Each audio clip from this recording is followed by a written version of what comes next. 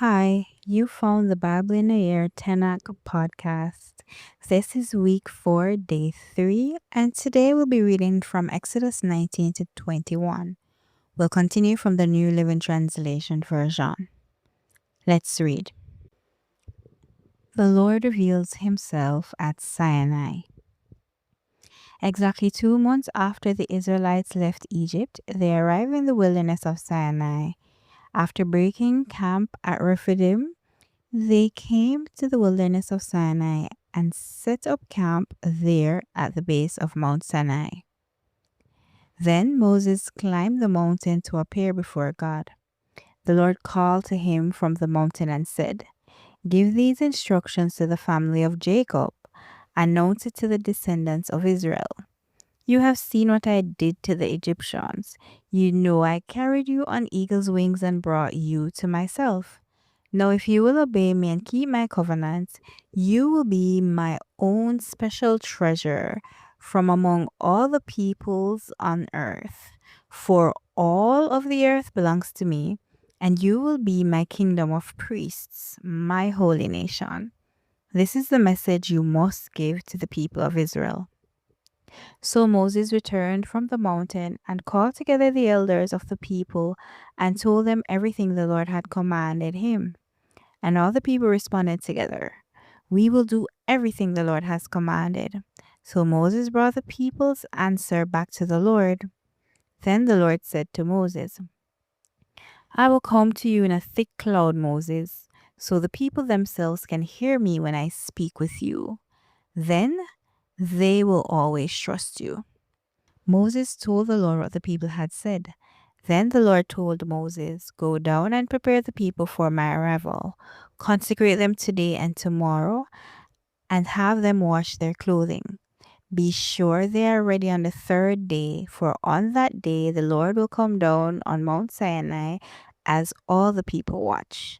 Mark off a boundary all around the mountain. Warn the people. Be careful. Do not go up on the mountain or even touch its boundaries.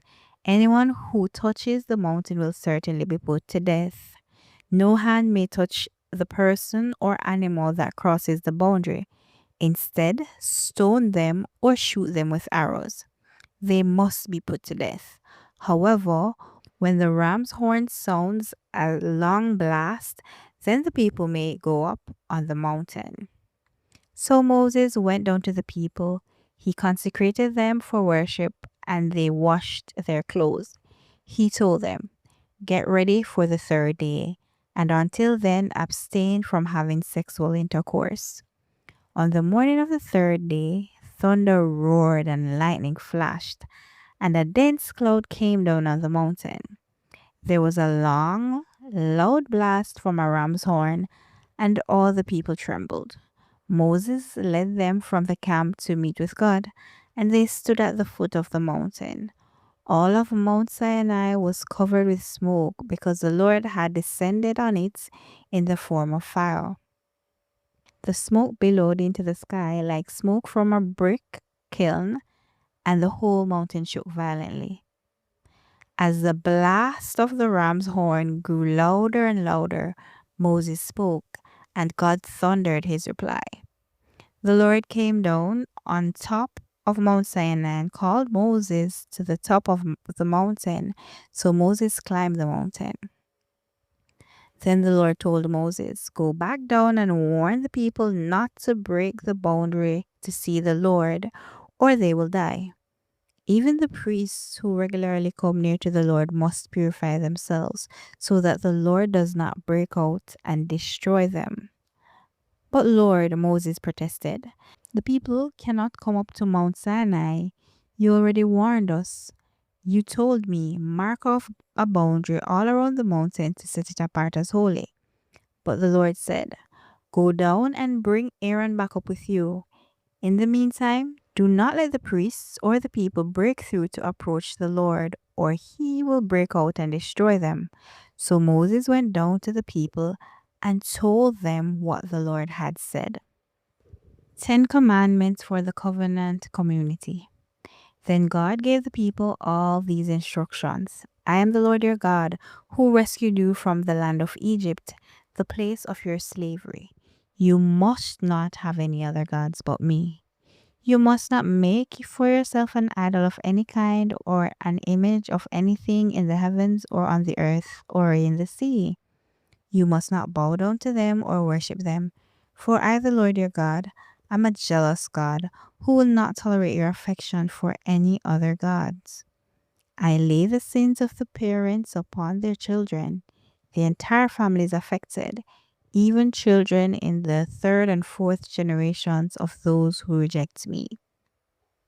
But I lavish unfailing love for 1,000 generations on those who love me and obey my commands.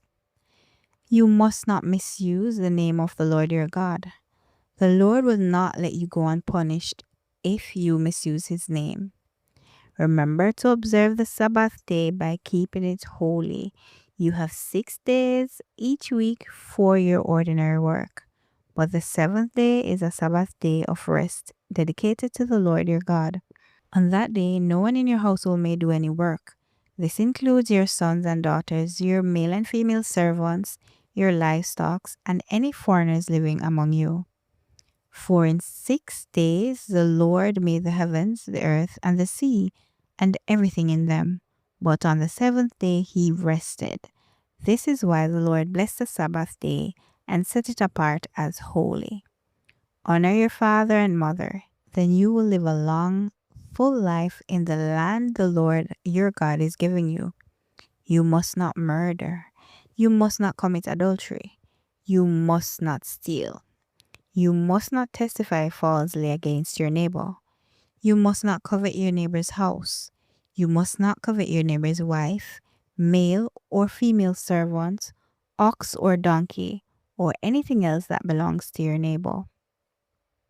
When the people heard the thunder and the loud blast of the ram's horn, and when they saw the flashes of lightning and the smoke blowing from the mountain, they stood at a distance, trembling with fear. And they said to Moses, "You speak to us, and we will listen, but don't let God speak directly to us, or we will die." "Don't be afraid," Moses answered them, "for God has come in this way to test you so that your fear of him will keep you from sinning." As the people stood in the distance, Moses approached the dark cloud where God was. Proper use of altars. And the Lord said to Moses, "Say this to the people of Israel. You saw for yourselves that I spoke to you from heaven.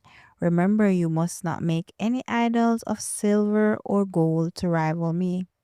Build for me an altar made of earth, and offer your sacrifices to me, your burnt offerings and peace offerings, your sheep and goats, and your cattle.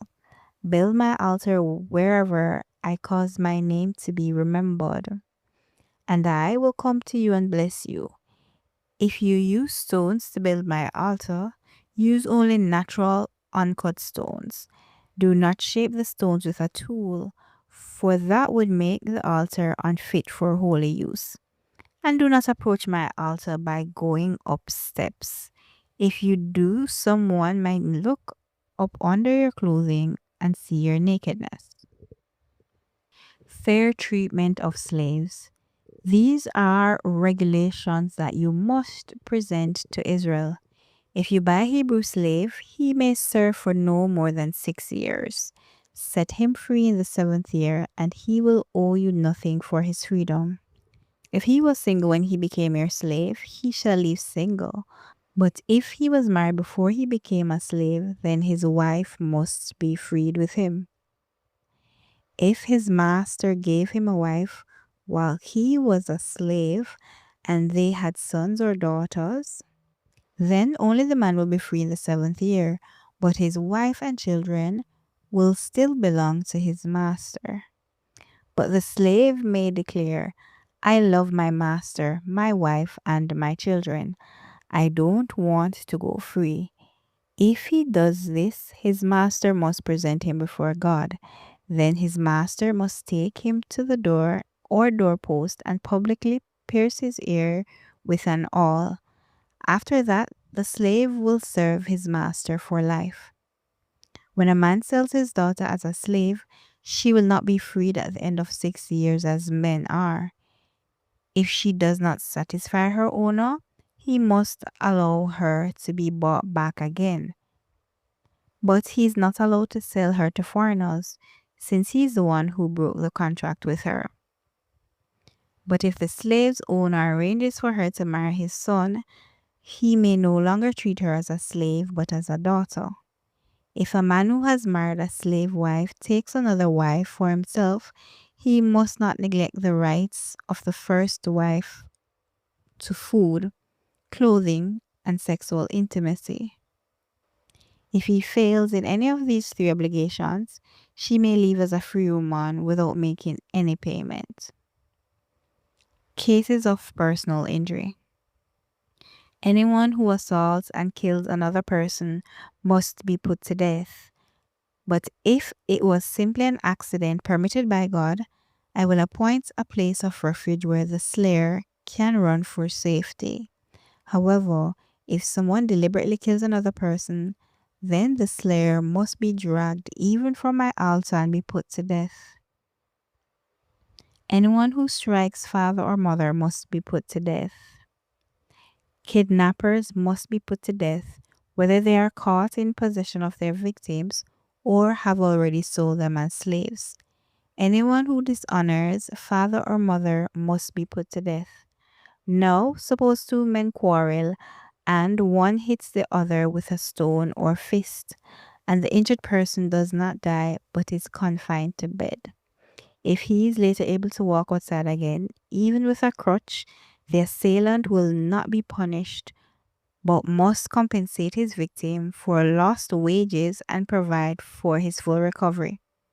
If a man beats his male or female slave with a club and the slave dies as a result, the owner must be punished. But if the slave recovers within a day or two, then the owner shall not be punished, since the slave is his property. Now, suppose two men are fighting, and in the process, they accidentally strike a pregnant woman, so she gives birth prematurely. If no injury results, the man who struck the woman must pay the amount of compensation the woman's husband demands and the judges approve. But if there's further injury, the punishment must match the injury: a life for a life, an eye for an eye, a tooth for a tooth, a hand for a hand, a foot for a foot, a burn for a burn, a wound for a wound, a bruise for a bruise. If a man hits his male or female slave in the eye and the eye is blinded, he must let the slave go free to compensate for the eye. And if a man knocks out the tooth of his male or female slave, he must let the slave go free to compensate for the tooth. If an ox gores a man or woman to death, the ox must be stoned and its flesh may not be eaten. In such a case, however, the owner will not be held liable. But suppose the ox had a reputation for goring and the owner had been informed but fails to keep it under control. If the ox then kills someone, it must be stoned and the owner must also be put to death. However, the dead person's relatives may accept payment to compensate for the lost life. The owner of the ox may redeem his life by paying whatever is demanded. The same regulation applies if the ox gores a boy or a girl, but if the ox gores a slave, either male or female, the animal's owner must pay the slave's owner 30 silver coins and the ox must be stoned. Suppose someone digs or uncovers a pit and fails to cover it, and then an ox or a donkey falls into it. The owner of the pit must pay full compensation to the owner of the animal, but then he gets to keep the dead animal.